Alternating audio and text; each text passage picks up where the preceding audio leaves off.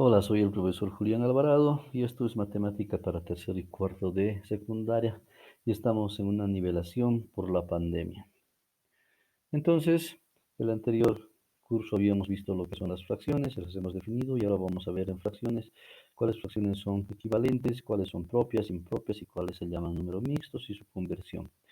Entonces, empezamos viendo lo que habíamos visto en la anterior clase al terminar, que si tenemos un entero y lo dividimos en dos,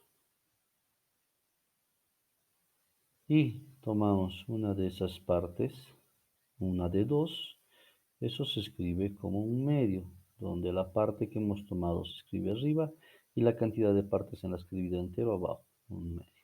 Si tomamos el mismo entero y lo dividimos en 4 partes y tomamos 2 de esas partes, eso se puede escribir como 2 cuartos, donde el 2 es la cantidad de partes que estamos tomando y 1, 2, 3, 4 es las partes en las que hemos dividido el entero. Hemos visto que esas son equivalentes.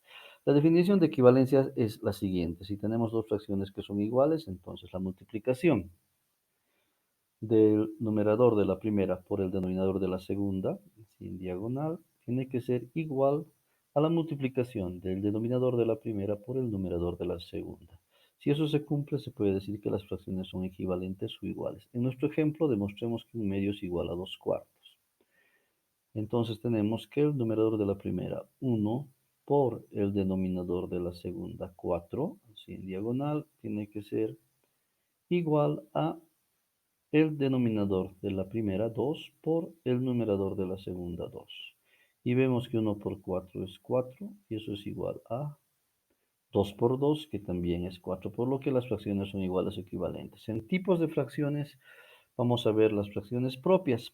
Las fracciones propias son las que tienen el numerador menor que el denominador, como en esta 3 quintos.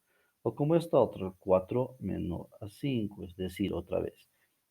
El numerador 3 menor que el denominador 4. Eso se llama una fracción propia. Este otro ejemplo, el 7 menor que el 10. O como en esta otra, el 11 menor que el 13. Entonces, les repito, una fracción propia es aquella que tiene el numerador menor al denominador. Y como la fracción es división, al dividir, como en este ejemplo, 6 entre 8, siempre el resultado va a ser menor que la unidad. Muy bien, no se olviden, el numerador más pequeño, el denominador más grande. Esa es una fracción propia. Veamos ahora los otros tipos de fracciones que son las impropias. Como son todo lo contrario de las propias, el numerador es más grande que el denominador, como 23 mayor a 5. Como en este otro ejemplo, donde el numerador 6 es mayor al denominador 4. O como en esta, 16 es mayor a 9. O veamos esta otra, 56 mucho mayor que el denominador 21. O finalmente, el último ejemplo, 7 mayor al denominador 3. Entonces les reitero, las fracciones impropias son aquellas que tienen el numerador mayor al denominador. Como una fracción es una división, entonces ahí tenemos, por ejemplo, 11 octavos y la división siempre nos da mayor a 1. En este caso, no nos tenemos que olvidar que el numerador tiene que ser más grande y el denominador tiene que ser más pequeño. Con iguales también se llama fracción impropia. Los siguientes tipos de fracciones, números mixtos, donde está conformado por una parte entera, el 2, y una parte fraccionaria 3 cuartos. Se lee 2 enteros, 3 cuartos, como en esta otra.